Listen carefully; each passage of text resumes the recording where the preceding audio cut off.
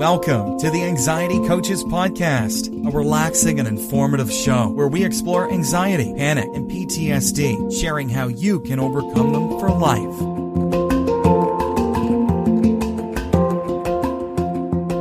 Aloha! Welcome back to the Anxiety Coaches Podcast.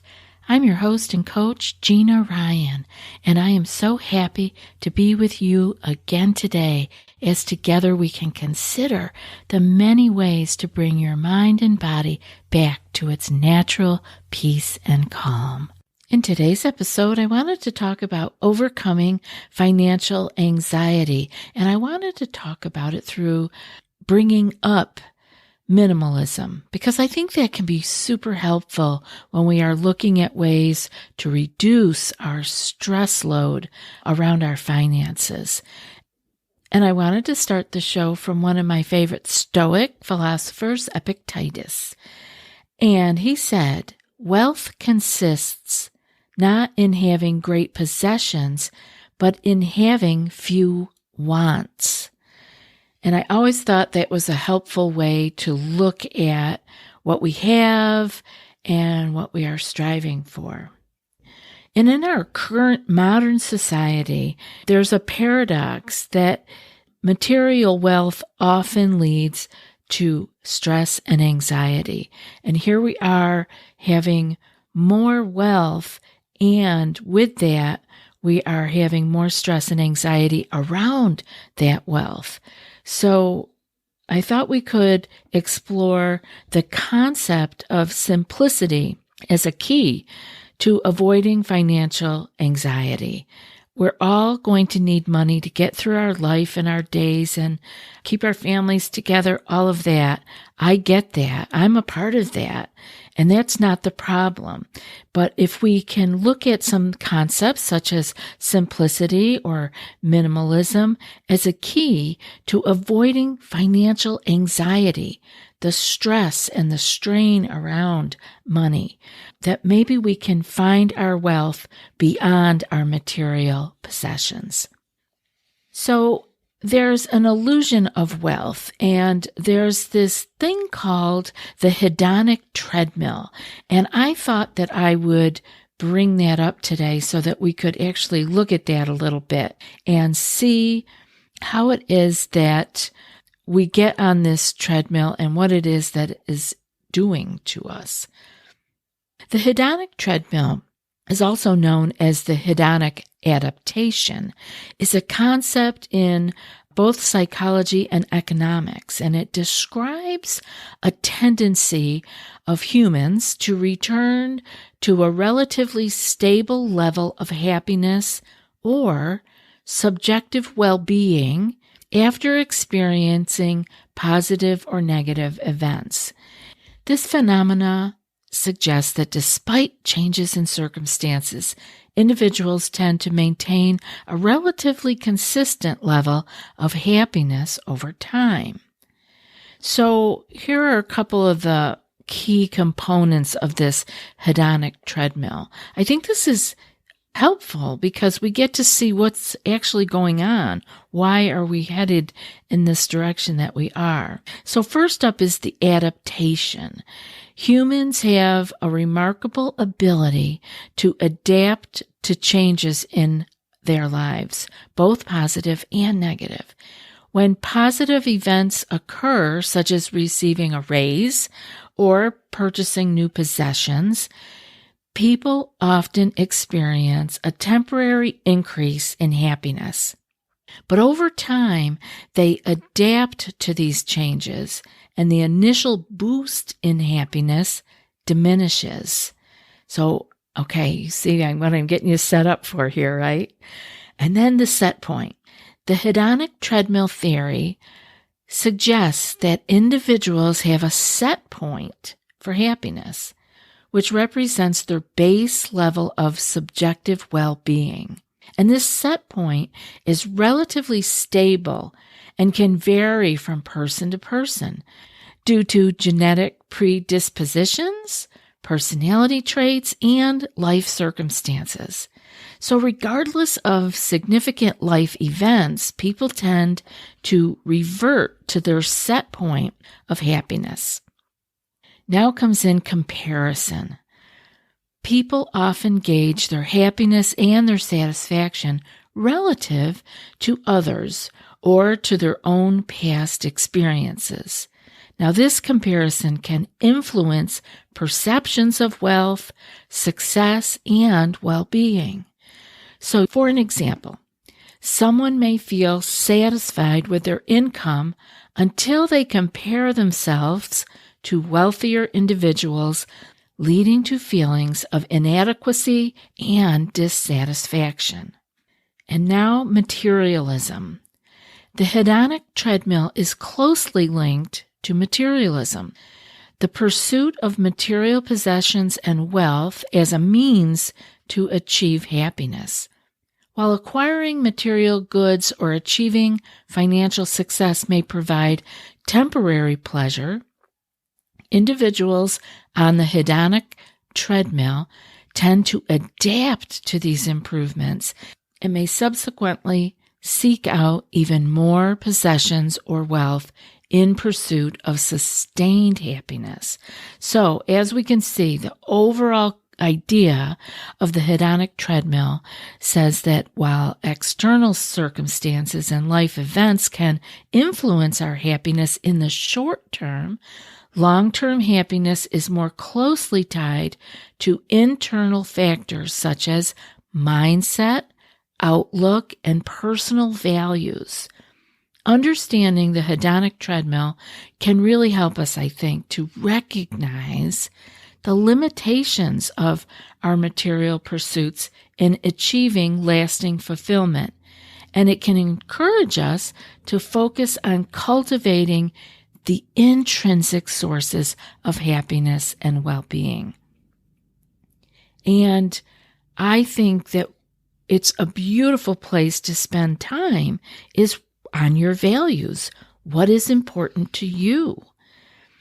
And your mindset, your outlook, these are all things that we talk a lot about here. So you can see that when you are off with your values or you are off with what your outlook in life is and maybe seeking to chase something that isn't particularly in your own value system, you can feel off.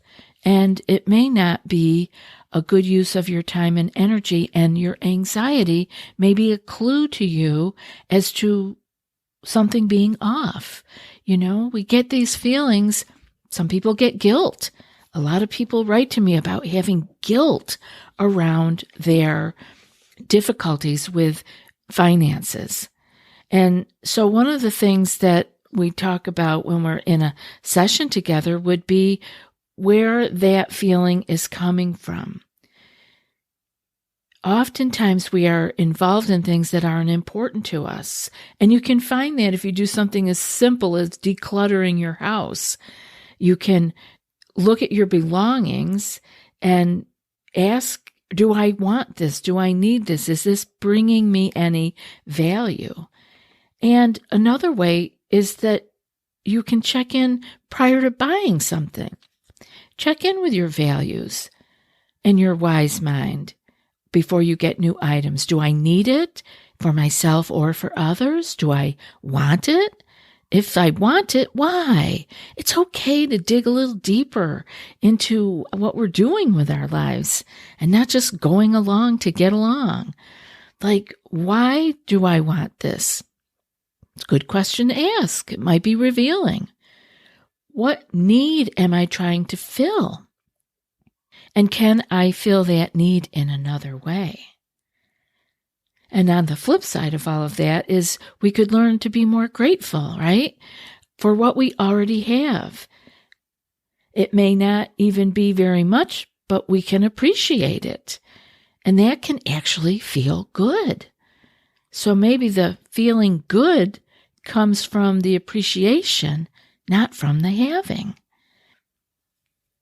And I often find that people feel guilty when they're sharing with me about their financial guilt and it bringing them to the place of anxiety. we get to the place where we want to look that in the eye. We can look at why we feel guilty and see if what we have is causing us to feel guilty, and if we can let it go. Is this something that I need to have in my life? Is this a pursuit that I need to continue? We can also find a way to be with the feelings long enough so that they can speak to us.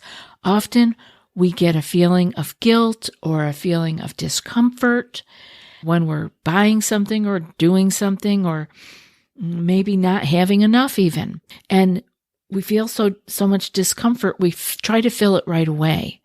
But I'm saying if we could be with that for just a little bit, you might be able to hear the message that is trying to come through. So when we talk about minimalism, and if we're trying to redefine the meaning of wealth, we could look at the idea that wealth is not solely defined by the accumulation of our possessions, but again, by having gratitude for the things that we do have, even if that is just a few things. And so then we can begin to see that it is not, in particular, the accumulation or the items, but in how we feel about them. This is why many people can have a lot of money, a lot of wealth, a lot of items, things, cars, houses, boats, planes, whatever, and still not feel good, not feel content or satisfied, because it's not about the possessions. And when we're going along with our day-to-day life, we're not always thinking like that, right? We think, oh no, I got all these bills to pay. I don't feel comfortable with it. I'm starting to feel anxious. I'm looking at the bank account. So all we try to do is we put that fire out, take care of that in the moment, and then we move on at the same hectic pace that we were at. And my hope here today is that you can give yourself some space if you are feeling financial stress and anxiety, that you could not only use minimalism, but some mindfulness in actually taking some time and letting those feelings be with you and see what their message is. Where is all this going? And some of the things that we could do if we are feeling that and we feel like we want to pay more attention to our accumulations and our things that we have in our life, we could go a little bit to the minimalist side and do some decluttering. We could prioritize our experiences over our possessions, and we could practice more gratitude. We want to cultivate more awareness and more contentment. And the more that we can spend time in the uncomfortable feelings, the more that we can make a little bit of space to hear what that discomfort is really about. Because for each of us, this is going to be different. Our finances and as I mentioned earlier, our genetic predispositions for things, it's going to be very different person to person. But we want to feel comfortable in our own skin.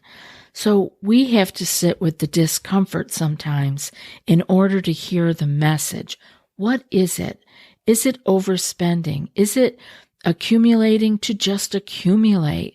Maybe we are just paying too much attention to what's online. Maybe social media has clouded our view of who we are and what is important to us and our family. And this can be an opportunity, that pain, that discomfort, that anxious jab could be a call to slowing down and looking at what is happening, what you are doing, and what your values are. And are those matching up? Does what you're doing match up with what your values are? And sometimes, like I said, we can go months, years, decades without taking the time to clue in to our values again and say, wait a minute, I'm spending so much time, effort, money, whatever on XYZ, and it doesn't even matter to me. That is not what's important to me. So again, maybe you would prefer to prioritize experiences over possessions. Maybe you could take that step back and practice gratitude for each and everything that you have. Now, if that sounds overwhelming, maybe you need to do a little decluttering, maybe downsizing a little bit. There's a fun podcast to listen to if you're interested in the minimal kind of life, and it's called The Minimalist. You might want to check that out if you're interested in getting a handle on what the minimal life can look like. So when it comes to financial mindfulness, sometimes we need to do the pen to paper hardcore tracking expenses. Maybe we need to pay attention to where each dollar and cent is going to. Maybe we haven't done that in a long time and we're feeling some stress because we don't know exactly where the money is going. And we would do well to spend some time tracking that down. And maybe we could set up some meaningful, and by that I mean your values, meaningful financial goals. And maybe we need to stop comparing ourselves to others. Maybe we need to look at, where do I want to be? Not where the rest of the world is going, not what's important to neighbors or family, friends, or social media. Just what is important to you and your family, and maybe stop comparing and move on with your own goals. You know, gratitude can play an important role here in us being able to feel contentment, and contentment for what we have, regardless of our financial circumstances. Often the finances take over and we think that is the most important. But I think if we could look at gratitude first, we can begin to put our financial lives in the proper order. If we can be grateful when we open our eyes in the morning and can put our feet on the ground, and maybe we're not well and not getting out of bed that day, we can be grateful that we can take another breath. We really can pare it down to that. And so often we don't. So often we are just looking for more. And it causes us stress and it causes us anxiety. And I know this because I hear you tell me. And I can see that we are off track. I have been there too. And I can get there easily if I don't pay attention to what's important to me, what are my values, and what are my goals. And maybe a plan, making a plan, a sustainable financial plan would be in order for you and your family, or maybe just for you. And by aligning your spending with your values. Because the importance of aligning our habits, especially our spending habits, with our values and our priorities can really keep us on track in a calm and focused way. There are so many benefits of creating things like a budget that can reflect your values and can allow you to have intentional spending.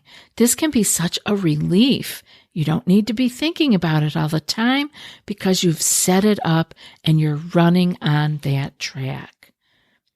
And we want to focus on setting our financial goals that focus on fulfillment and our well-being rather than just material accumulation. Again, I think this is sometimes where we kind of put our fulfillment and well-being on the back burner and we don't pay attention to it, so it doesn't get any playtime at all. So when you're setting up your financial goals and your plans, make sure that you are focused on your own well-being and what is going to be fulfilling in your life. So remember, I want you to look at fun things like simplicity and mindfulness as a way of aligning with your values and avoiding financial anxiety. You can have financial stress and anxiety at any income level. This isn't about how much you make. People are stressed at all income levels about their finances. And isn't that interesting? It's not about reaching a particular level of income. It is about knowing what is important to you and aligning yourself with those values. I hope that today's show was helpful for you, and I hope that you can at least be looking at your financial stress or your income distress through a different lens. Maybe you can see that there's another way to look at this, and that it's not about that I need more of XYZ. Maybe I can be grateful for what I have today and go forward from there with what's most important to me and my family. Again, I hope this show was helpful, and I'd love to hear from you if you have anything you'd like to share with me or any suggestions of what you'd like me to discuss here on the show. anxietycoachespodcast@gmail.com. And now for today's quote. Wealth consists not in having great possessions, but in having few wants. And that's from Epictetus. I'll be back in a few more days with another podcast. Until then, be well and aloha. Thanks so much for joining us for today's episode of the Anxiety Coaches Podcast. Find more information at theanxietycoachespodcast.com.